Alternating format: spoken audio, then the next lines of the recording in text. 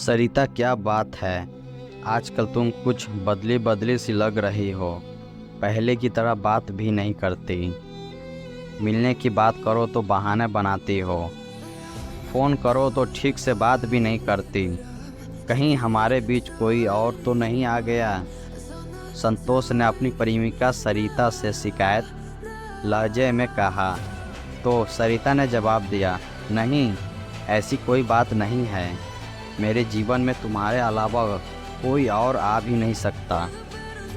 सरिता और कमल कानपुर जिले के थाना निगो क्षेत्र के गांव अहिवार के रहने वाले थे। दोनों का काफ़ी दिनों से प्रेम संबंध चल रहा था।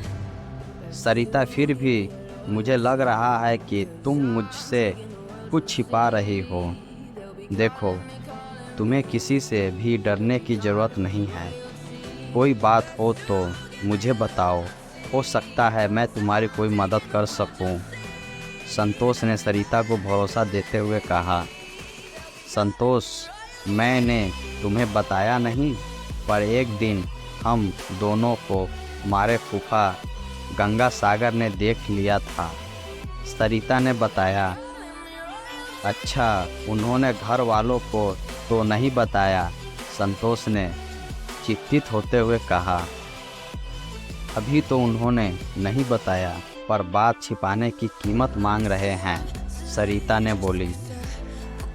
कितने पैसे चाहिए उन्हें? संतोष ने पूछा। नहीं, पैसे नहीं, बल्कि एक बार मेरे साथ सोना चाहते हैं। वह धमकी दे रहे हैं कि अगर उनकी बात नहीं मानी तो वह मेरे घर में पूरी बात बताकर मुझे घर से निकलवा देंगे। सरिता के चेहरे पर चिंता के बादल छाए हुए थे। तुम चिंता मत करो, बस एक बार तुम मुझसे मिलवा दो। हम उसकी ऐसी हालत कर देंगे कि वह बताने लायक ही नहीं रहेगा।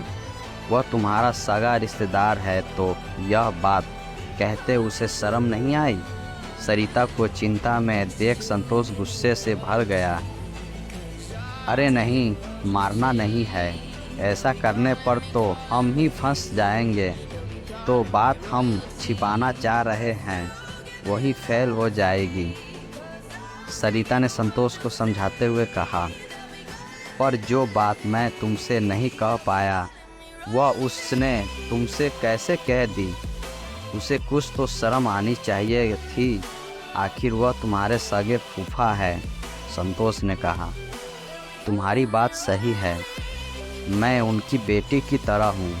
वह शादीशुदा और बाल बच्चेदार है, फिर भी वह मेरी मजबूरी का फ़ायदा उठाना चाहते हैं, सरिता बोली।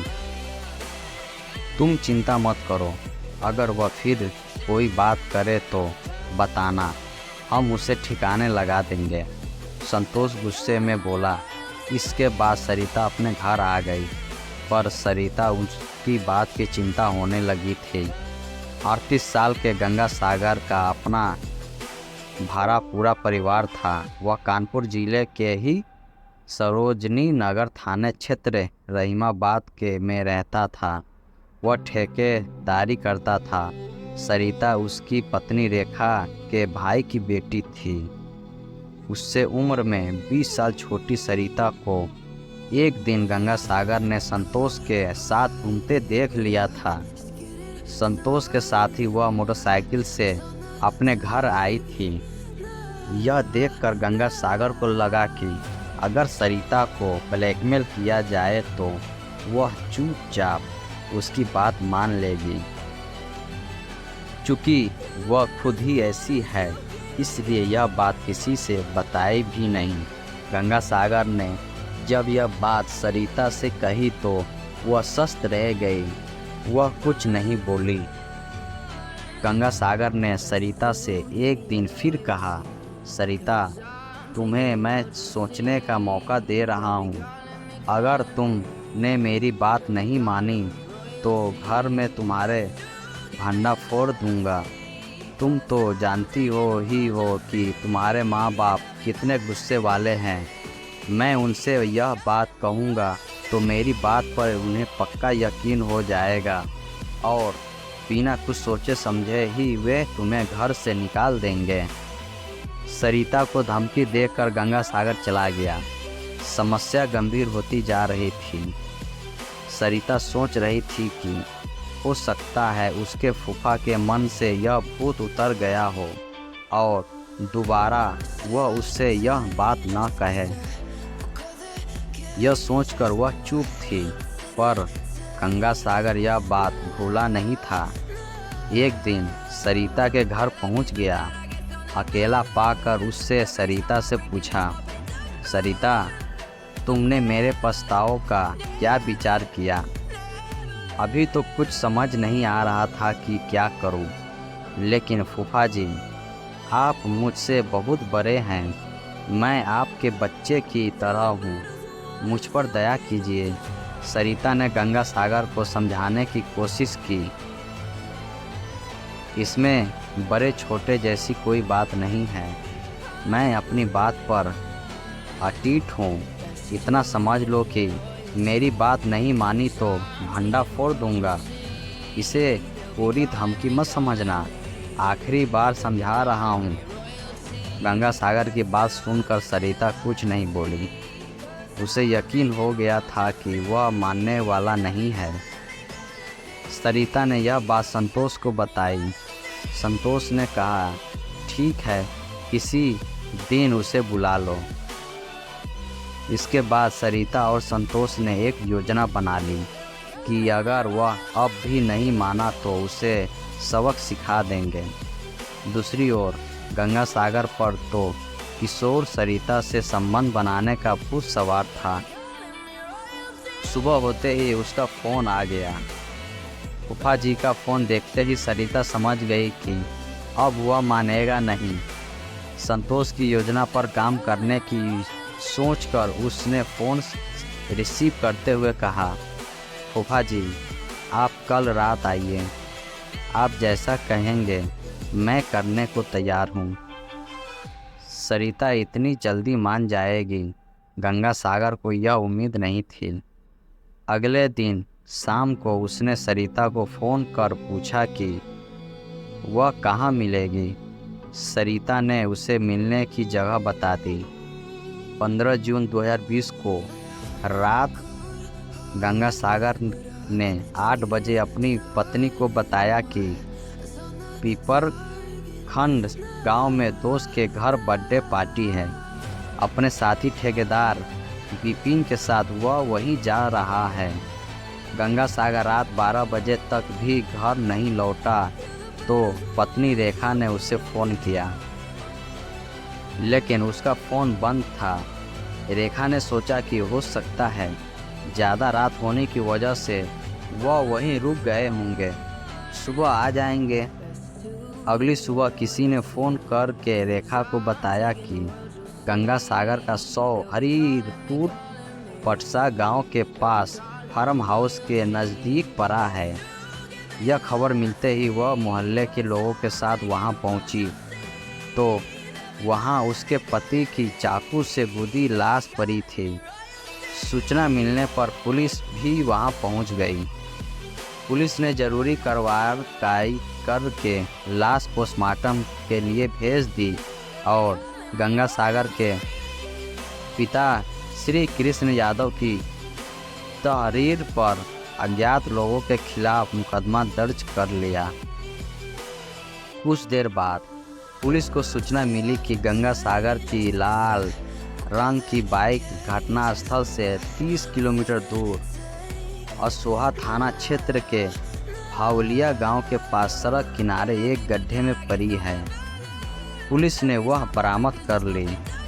जिस क्रूरता को से गंगासागर की हत्या की गई थी, उसे देखते हुए सीओ बीना सिंह को लगा कि हत्यारे ने मृत्यु तथ्य से कोई गहरी दुखद थी, इसलिए उसने चाकू से उसका शरीर गोद डाला था ताकि वह जीवित न बच सके। पुलिस ने मृत्यु तथ्य के मोबाइल की कॉल डिटेल निकालवा कर उसका अध्ययन किया।